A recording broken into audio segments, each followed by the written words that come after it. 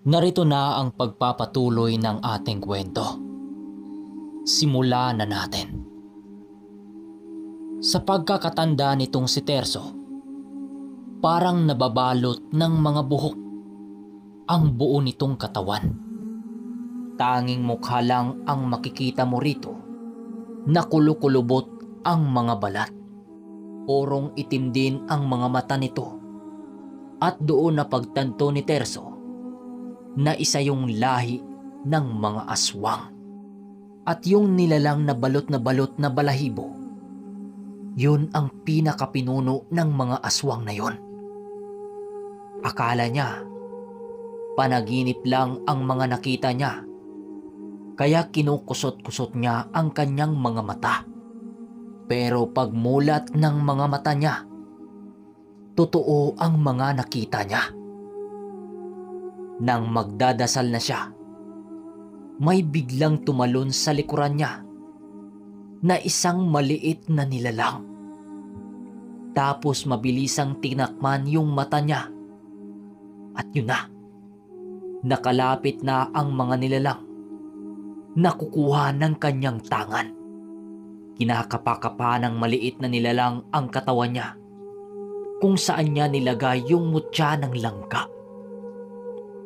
Tumigil ang lahat nang magsimula ng maglakad ang nilalang na nababalot ng balahibo sa katawan. Yumuko yung maliliit na nilalang, tapos parang inalay siya nung matanda na balot ang katawan. Binaliktad nung matanda ang dalawang bulsa niya, tapos pinakita sa kanya yung mga kuko.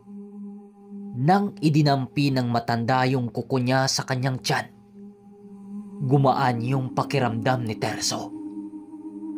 Nang maramdaman niya ito, agad niyang tinulak yung nilalang na nasa harapan niya, tapos sabay hila sa nilalang na nakasakay sa kanyang balikat.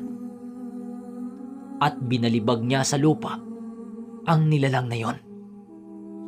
Matapos ang mga pangyayaring yan, inusal ni Terso ang 7 espada ng kalangitan para masilaw at malusaw ang mga nilalang na nakapalibot sa kanya. Pagbanggit niya ng 7 espada ng kalangitan, biglang nawala ang lahat ng mga nilalang sa harapan niya.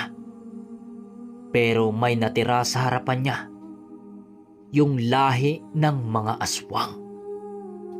Pero nakalayo na sa kanya yung iba, yung matandang nababalot lang ng balahibo ang natitira. Tila ba nilabanan lang nito ang silaw na nadarama niya. Walang pagdadalawang isip, biglang nakahanap ng pagkakataon itong si Terso at kaagad siyang bumuelo ng isang sapak. Pagsapak niya sa nilalang na yon, naramdaman niyang tinamaan niya yon. At kitang-kita sa mga mata niya na halos yumupi yung ulo ng aswang. Yun bang parang kumakalas yung balat sa ulo nito? Ngunit pag-angat ni Terso ng ulo niya, nasipat niyang nakasapak siya sa may kulungan ng manok niya. Parang walang nangyayaring kakaiba. Lahat ng mga nilalang na nakikita niya, nawala lahat yon. Pag-alis ng kanyang kamay na lumusot sa dingding ng kulungan ng manok, hindi man lang ito nasugatan. Tapos pakiramdam niya, parang ang tigas-tigas nito. Paghawak niya sa kanyang mutyang nasa kanyang tadyang, nakita niyang nagpapawis ito. Nung pinagpag na niya ang damit niya, ang sabi niya sa kanyang sarili, "Gamay ko na ang mutya na ito." Matapos niya yung gawin, lumuhod siya sa harapan ng kanyang nasapak at nagsimula siyang manalangin. Pero sadyang makulit yung ibang mga nilalang. Paulit-ulit siyang kinukulit ng mga ito. Sa sobrang galit nitong si Terso, pinagbabato niya ang mga yon. Ang ginamit niya sa mga yon, yung mga natutunan niya sa ibang mga antingerong nagturo sa kanya. Nang gawin niya yon, naramdaman niyang animoy nagsisitalsikan ang mga nangungulit sa kanya. Matapos ang lahat, tumahimik na ang paligid. Tapos tumitig siya sa talahiban. Nakita niya doon na merong nakaupo na lalaki. Tapos sira-sira yung damit. Meron yung mapupulang mga mata.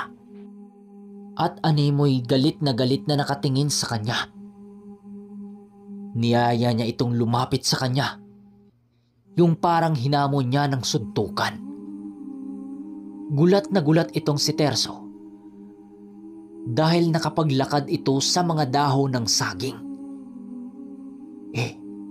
Magagawa mo lang ang mga bagay na yan kapag nataglay mo ang isang mutya ng tagak o isang tagulilong.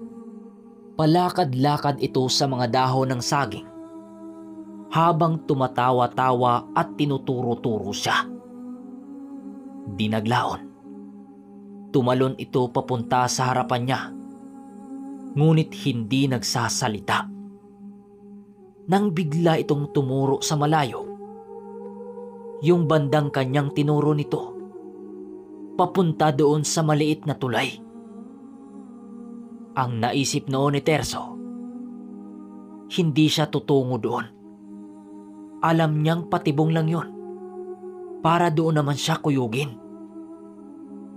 Hindi na lang ito pinansin ni Terso at kagad na siyang pumasok sa bahay niya, gawa ng gutom na siya. Nagtataka noon si Terso dahil sobrang tagal niya sa labas. Tapos halos kalahating oras lang pala siyang naroroon. Pero napakarami nang nangyari. At matapos nun, kaagad na siyang kumain bago natulog. Yung bihag niyang manok ng araw na yon, pinaluto niya sa ina niya. Kinaumagahan, pagpunta niya sa likod bahay ng kulungan, kung saan ang mga kulungan ng manok niya, nakita niyang may marka ng bilog yung nasapak niya yon. Iniisip-isip niya ang mga nangyari.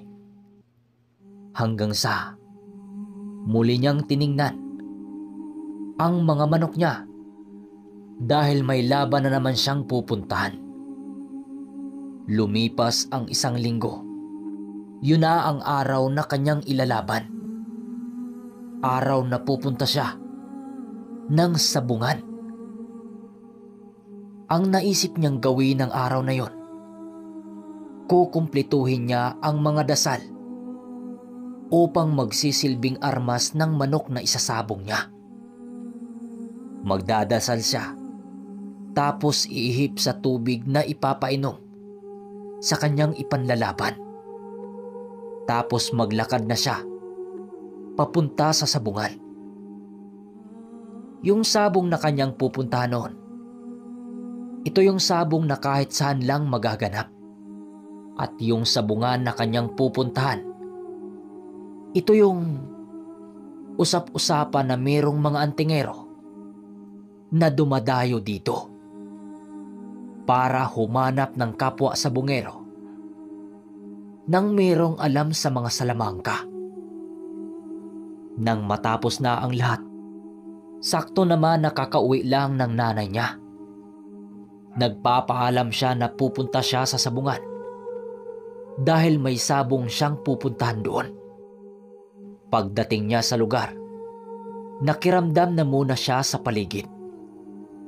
10:00 pa kasi yun ng umaga, kaya wala pa gaanong mga sabungerong dumating doon. Tumambay na muna siya ng ilang oras hanggang sa sumapit na ang 12:00 ng tanghali.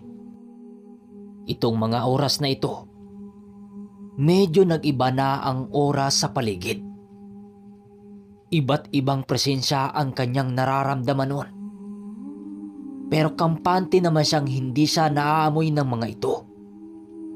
Gawa ng nakababa ang kanyang panangga sa katawan. Kumbaga, nagpapanggap siya bilang isang ordinaryong tao. Sabayan pa ng nagagawa niyang makontrol ang kanyang tangan.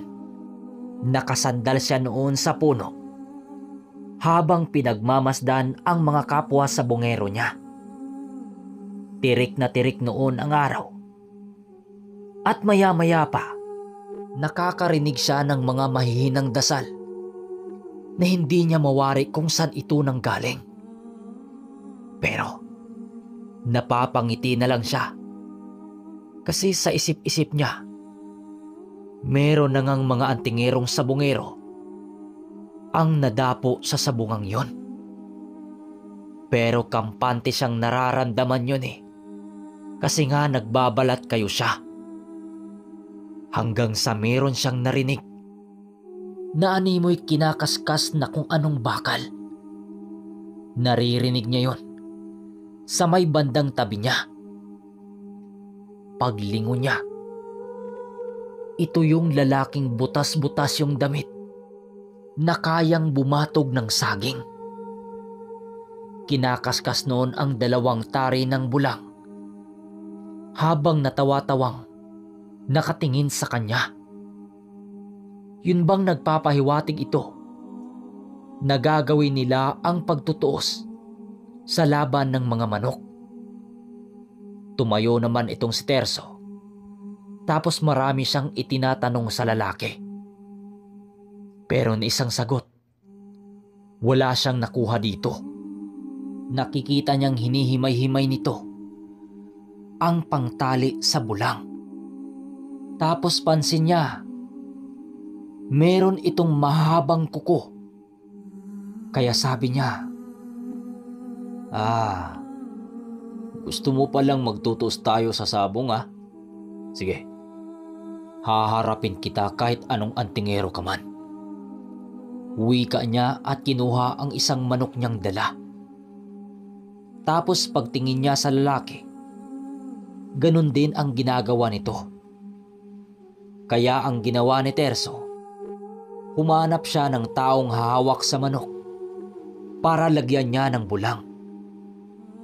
Pero nang pagbalik niya ng tingin sa lalaki, nawala na ito sa lugar kung saan ito nakaupo. Ngunit itinuloy pa rin niya ang pagtatari dahil alam niyang naghahanda ito. Makalipas ang mga minuto, pumunta na nga siya sa paglalabanan ng mga manok. At nakita niyang naroon na sa loob yung lalaki at may kasama na itong isang binatilyo.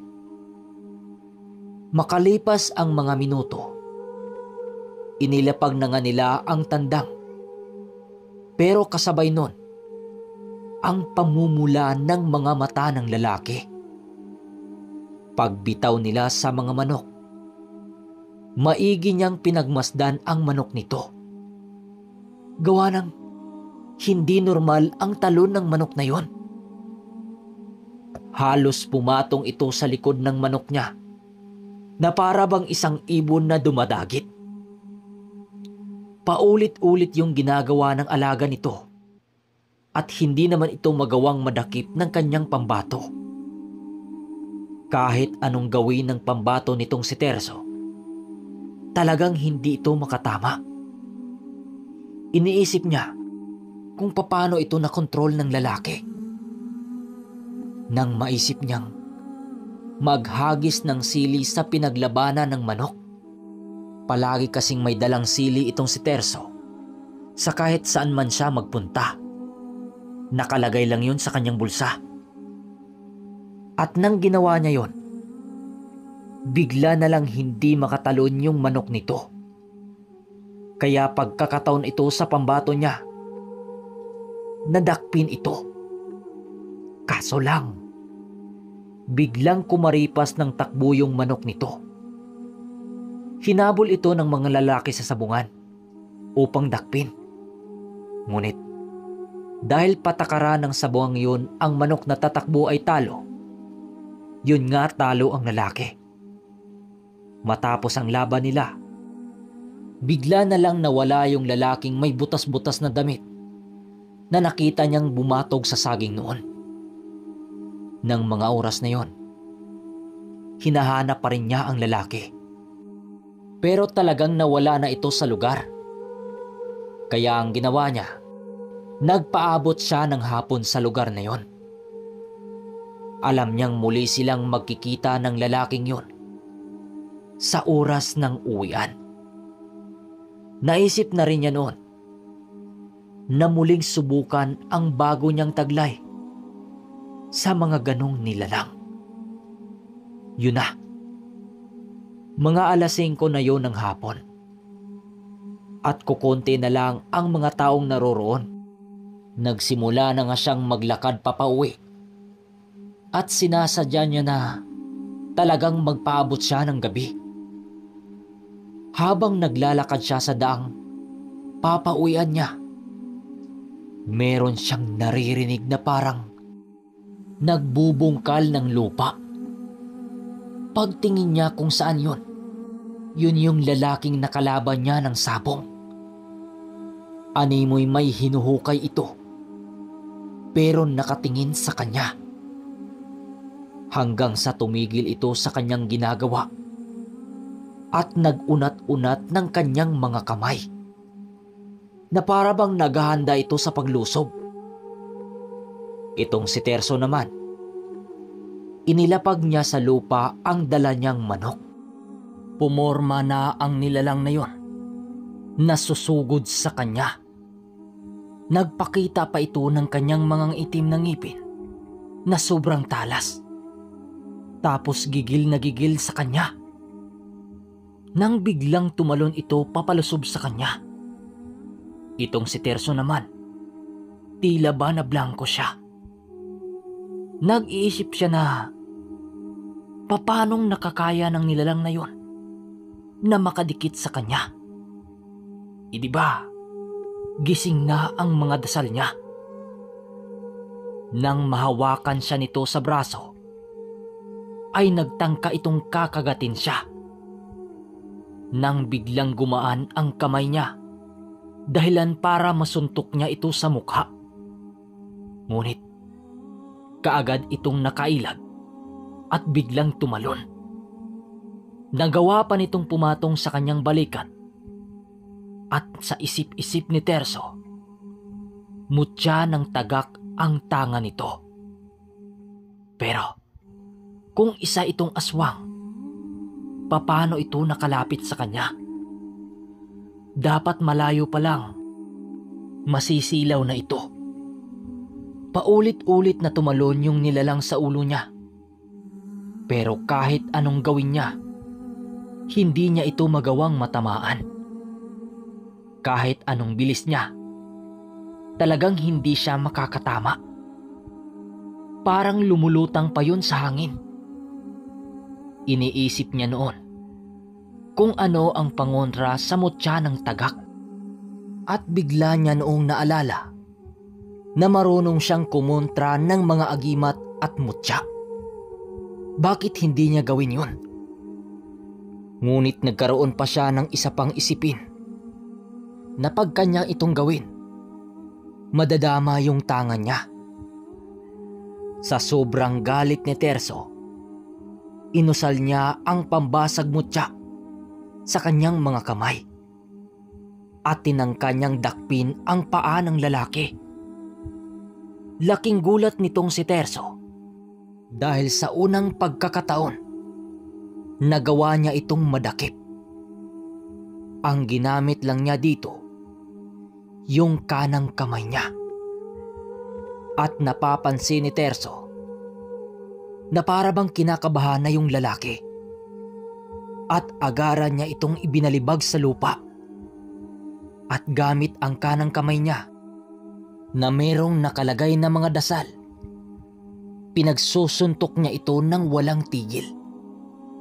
At naramdaman ni Terso na parang katawan ng gulong ang katawan ng lalaking yon. Lahat ng suntok niya tumalbog lamang dito. Ngunit nakikita niyang dahan-dahan na itong nanghihina. Nang pagsasapakin niya ang mukha nito, halos madurog ang buto sa mukha nito dahil sa lakas ng kanyang atake. Pagtigil niya, nakanganga ang bibig nito na tila ba wala na itong buhay. At sa bibig nito, merong unti-unting lumabas na isang batong kulay asul. Natuwa naman itong si Terso at kaagad niya itong kinuha. Subalit sadyang napakadulas nito at hindi niya magawang mahawakan. Lumulutang-lutang ito sa ere na para bang nagpapasunod ito kung saan siya magtungo. Sinundan niya ito at hindi niya namalayan na nahulog na siya sa ilog.